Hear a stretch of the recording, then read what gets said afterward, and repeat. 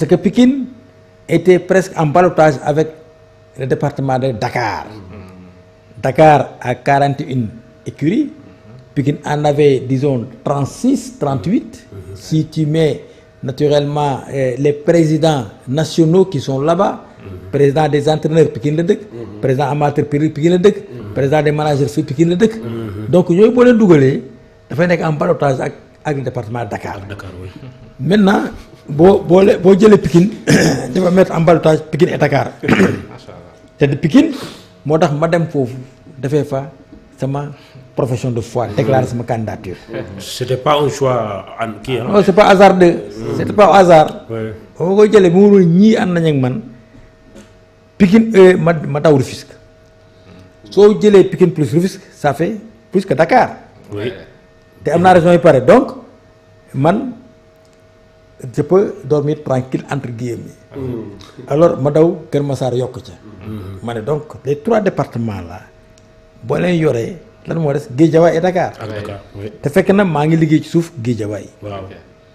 alors évidemment Guédiawaye aussi ba liggéey ci suuf parce que. te Guédiawaye bëriwul ay écuries ils sont 9. non ils sont 13. 13 à Guédiawaye. alors mais bu fekkee xam nga dañ ne bu ñu xamee fi nga jëm boo teelee signal fi nga jëm rek doo soo ma doo yegg.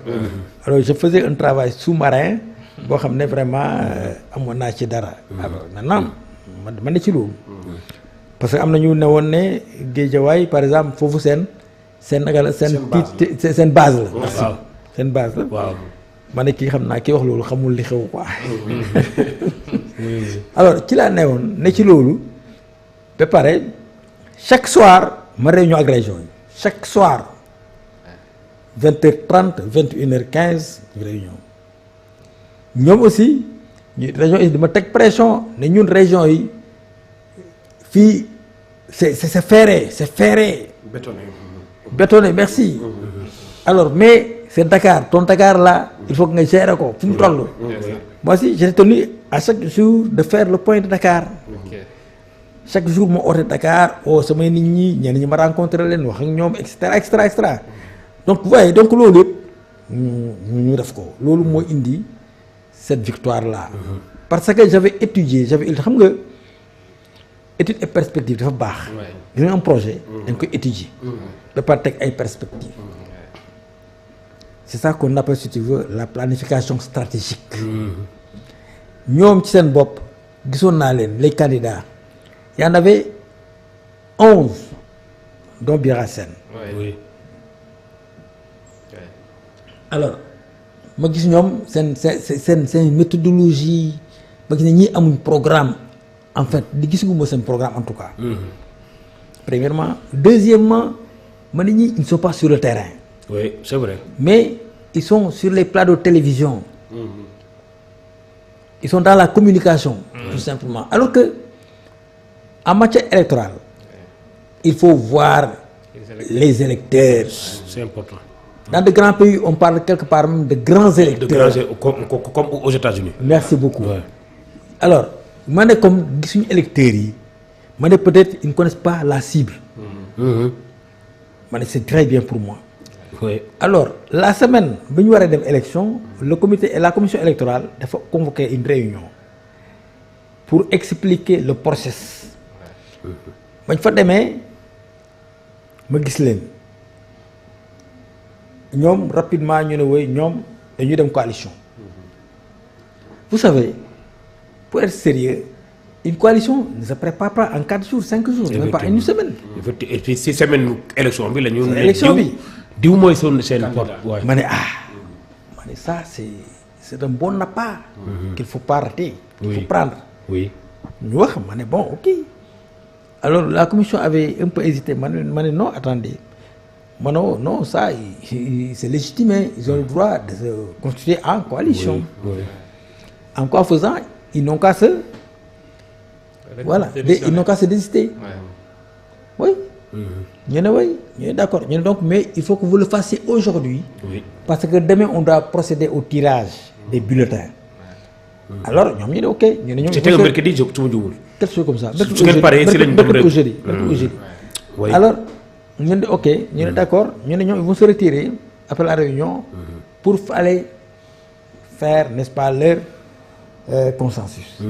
ñu dem ba ñu dem effectivement dañoo dem bind indi vraiment jox commission bi accepté ko. ma ne kon léegi ñun ma ne kon léegi man j'ai 3 challengers kon 2 candidats ñoom ak man. waaw ma ne ko mais ça c'est plus facile pour moi. oui oui. alors mais li nga xam ne mu échappé ñëpp. mais bu moon yàq processus bi mooy lan xam nga ñooñu waruñu war a wote. ñi désisté wu. waruñu wote. pourquoi. ils sont désistés du processus donc bokkatuñ. ah waaw. oui. mais ma xam ne su ma ko waxee. gars yi mën nañ cee toj kaani. mën nañoo yàq affaire bi. affaire bi ji gën a yàgg. am gën a yàgg ba pare mu indi beneen kii. ma ne non mën a ci cell rek. oui.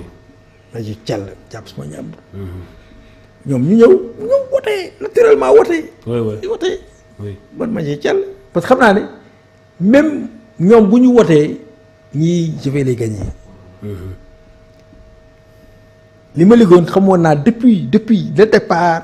depuis les contestations des ASC. vous l'avez oublié certainement. oui. alors xamoon naa ko. oui. parce que au départ. oui. nee nañ non ASC yi Birasé moo leen fi indi parce que. moom moo nekkoon ci nawetaan bi moom moo leen maîtriser. région yi la ñoom lañ àndal région yi ñoom lañ ànd région moo ñoo àndal. waaw. ñu ne non il faut que ASC yi génn y a du bruit autour des ASC. Oui, alors que oui. les ASC je ne les connais même pas en fait. Ils ont convoqué une conférence de presse à l'hôtel. Manga, Mbaye Fall, Keba, voilà, 4 ans. Je ne les connais pas les ASC, ces ASC là. Les ASC, c'est des ASC E ou bien des ASC D, c'est des ASC de développement. Ñu tabax yenn classes yi. yenn marché yi. yenn jumaa yi yenn dispensaire entre guillemets ci suñu village yi ñun. xaw ma leen. mais gars yi ne non maa leen moom parti par ça moo tax ñu dugg. am na ci benn station ma ne écoutez. ASC nañ leen génni boobu sax les présidents de région yi am ASC ñu ni non président non bu ñu leen génnee gars yi dañuy dóor dañuy gagné ma ne non man j'ai stabilisé gis naa li ñu am. même bu ñu génnee ASC yi ñoom nañ ne les 55 voix des ASC bu ñu génnee na nga mën a non même si on sort 55 voix di comment ça s'appelle de notre électorat. du ñu wàññi dara. finalement ñoom ñu dëgëral ba gars yi ne non léegi daal voilà on retient que les ASC vont voter au niveau régional et départemental mais duñ voter au niveau national. ñu d'accord ñu dem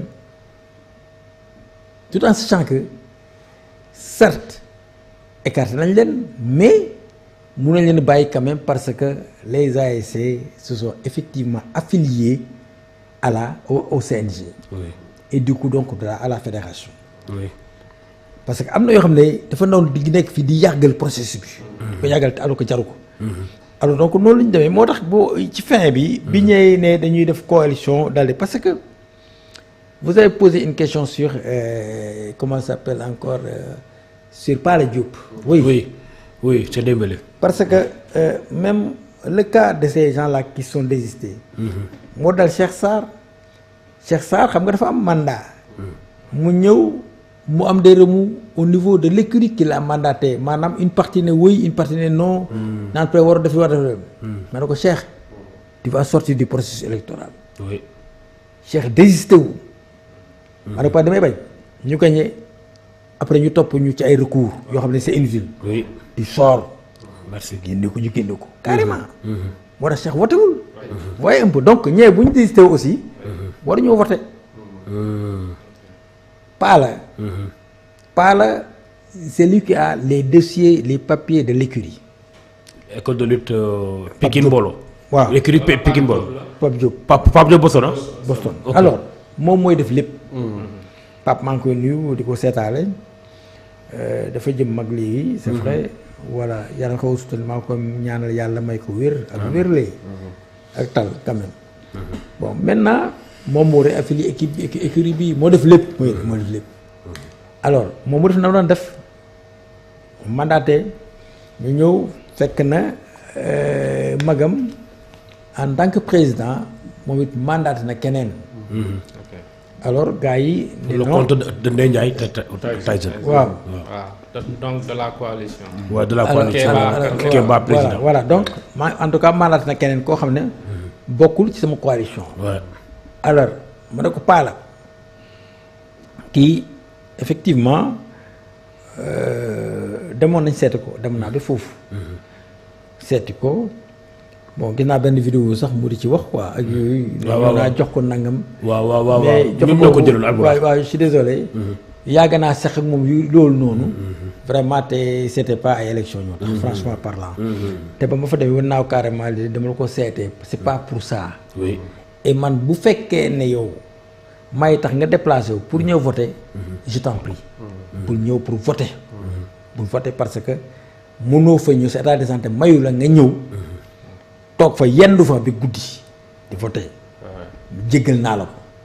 franchement mais néanmoins lii maa la ko seetee. voilà la courte histoire. pour Paala ma ne ko nag Paala yow doo voter. comme grand bi am na ku mu délégué ku mu mandaté. Baba Wat. kooku voilà kooku mooy voter. mu ne président mais ma ne ko non doo voter amoo mandat ma ne ko mais loolu du tere yow dañ la fal mu ne ma ah ma ne ko waaw doo voter mais dañ la fal xam nga entre yow nga ñëw voter. ak yow nga nekk candidat ñaar la. mën nga nekk candidat xam nga tu avais un mandat pour être candidat. mais mën nga nekk candidat te doo voter mais nit ñoo lay voter nit ñoo lay fal. oui am na ñu la war a fal sama coalition am na ñu la war a fal dañ la fal incha allah. loolu moo am ñu fal ko te voté wul. voilà. alors je ne sais pas si Dembélé pour me permettre. ma dugg tuuti. parce que on va revenir sur jour bi avant ñu dem si élection yeeg résultats yi ak ni nga ko jàngatee balaa ñu ñëw si fédération yooyu mooy dégg nañu si information ne la veille des élections yow ñi ànd ak yow ils se sont organisés de telle sorte que région yëpp ñoo bokk fi ñu fanaan regroupé wu. fanaan fenn ñu lekk ensemble duggandoo demandoo. Thiès ak Mbour aussi ñu boole leen benn bërëb. ñoom ñaar loolu c'était pour éviter parce que benn moment dégg na xaalis baa ngi doon circuler. c'était pour éviter achat de conscience yi. ou pas mais une petite comme ni ko dem ba defee sànq recul tuuti. mooy avant élection yi tout ça dem nga vote.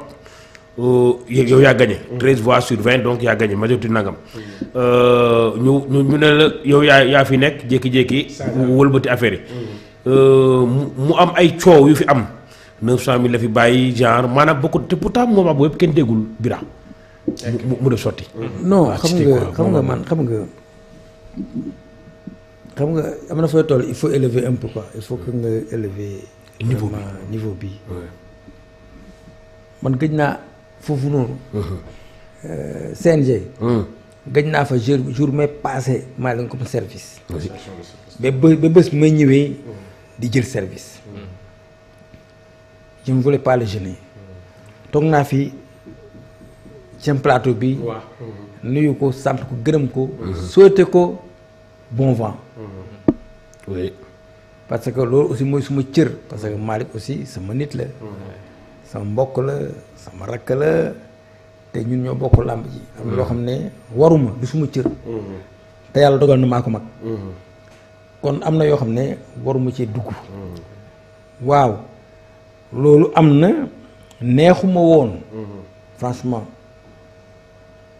ñu naan waaw dem na 900 000 la fi bàyyi te ma xam li nga xam ne moom laa fi bàyyi. di may dem. xam nga léegi ña ko doon wax aussi xam nga am na ñu leen vaar. ndaxte am na un jour am na benn point de presse wala conférence de presse. bu président bi doon def. moom nee na ne woon na ne moom dafay won nit ñi li ma fi bàyyi ci matériel ak ci xaalis. effectivement wax na ne bàyyi naa fa 22 755 000 et quelques. waxoon na ko ci benn vidéo. am naa ko. ba ñuy passé aussi waxaat na ko moom. ba waxaat na tamit nit ñi dañuy dagg wax rek seen leen neex rek ñu wax di ko diffuser. te loolu c'est pas bon effectivement c'est pas bon. wax naa koy tamit. nañ wax li fi nekk. ndaxte ku ko waxoon ku ma waxoon man miit ne man mi ko passe service moom na ma delloo service boobu. loolu du ma ko gëm moom du ko gëm. ndax yàlla rek a xam. te loolu la yàlla dogal finalement.